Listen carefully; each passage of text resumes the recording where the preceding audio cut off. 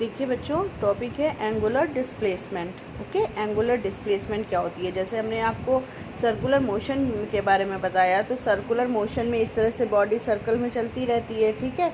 तो वो डिस्प्लेसमेंट भी जो कवर करती है वो एंगल फॉर्म में करती है। मान लीजिए यहाँ पर थी और यहाँ से यहाँ गई, तो ये तो उसकी लीनियर डिस्प्लेसमेंट हो गई एस, और ये थीटा हो गई एंगुलर डिस्प्लेसमेंट। तो अब इसी एंगुलर डिस्प्लेसमेंट के बारे में हम जानने जा रहे हैं। ओके, तो एंगुलर डिस्प्लेसमेंट क्या होता है?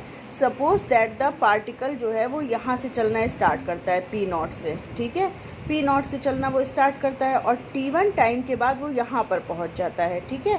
यानी t1 टाइम में वो कितनी डिस्टेंस कवर कर लेता है? ये θ1, ठीक है। कितनी एंगुलर डिस्टेंस कवर करता है? θ1, ठीक है, एंगुलर डिस्प्लेसमेंट। उसके बाद t2 टाइम में वो डेल्टा एस चल जाता है। t1 से t2 के बीच में वो लीनियर डिस्प्लेसमेंट कितनी चलता है? Delta S. और एंगुलर कितनी चलता है? Delta theta. तो ये θ1 है और ये पूरा यहाँ से यहाँ तक कितना है? θ2 है, ठीक। ये θ1 और यहाँ से यहाँ तक θ2।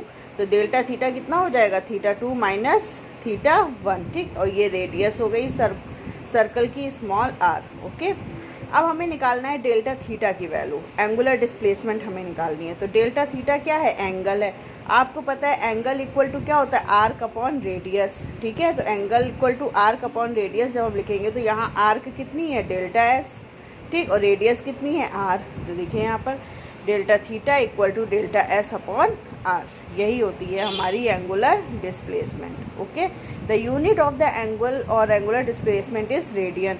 क्योंकि एंगुलर डिस्प्लेसमेंट एक एंगल है, इसलिए इसकी यूनिट भी क्या होगी? रेडियन होगी। ओके, उसके बाद आता है आपका एंगुलर वेलोसिटी।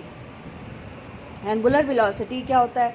आपको पता है एंगुलर वेलोसिटी इक्वल टू क्या हो जाएगा? Angular displacement upon time. और एंगुलर वेलोसिटी को हम ओमेगा से डिनोट करते हैं। ये डब्लू टाइप का ओमेगा होता है, ठीक है। तो angular displacement delta theta upon time. Okay, तो ये हो जाएगी हमारी एंगुलर वेलोसिटी।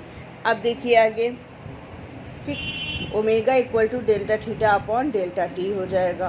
ओके, अब the unit of angular velocity is radian per second हो जाएगी। भाई रेडियन हो गई एंगल की वेलोसिटी और सेकेंड हो गई टाइम की, तो एंगुलर वेलोसिटी की यूनिट रेडियन पर सेकेंड हो जाएगी। And it's dimensional formula is t-1। Okay, in one complete revolution along the circle, the particle undergoes an angular displacement of 2 pi radian। अगर इस circle में कोई भी पार्टिकल मान लीजिए यहाँ से चलना शुरू करता है और घूम करके वो फिर से यहीं पर आ जाता है, तो उसकी एंगुलर डिस्प्लेसमेंट कितना एंगल वो घूम गया? 360 डिग्री घूम गया, ठीक है। तो एंगुलर डिस्प्लेसमेंट कितनी हो जाएगी? 2 पाई। 2 पाई मतलब 360, ठीक। तो डेल्टा थीटा की जगह हमने क्या लिख दिया? 2 पाई।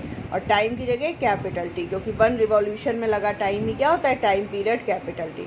तो omega equal to 2 pi upon T हो जाएगा। ओके, उसको if the particle makes n revolution in 1 second, अगर मान लो वो 1 सेकेंड में n रिवॉल्यूशन कर रहा है, तो t इक्वल टू क्या होता है? t equal to 1 upon n होता है। आपको पता है कि time period equal to 1 upon n, जब वैल्यू पुट करेंगे तो omega equal to 2 pi n हो जाएगा। ओके, क्लियर भाई। ओमेगा इक्वल टू क्या होता है हमारा? Delta theta upon delta T. और अगर पार्टिकल यहाँ से चलता है और पूरा रिवॉल्यूशन करके यहीं पर आ जाता है, तो वो कितना एंगल घूम गया? 2 पाई घूम गया, ठीक। और डेल्टा जी की जगह टी हो जाएगा, ठीक। तो एक फॉर्मूला ये हो गया, और टी की जगह जब 1 अपॉन n पुट करेंगे तो एक फॉर्मूला ये हो जाएगा। ओके।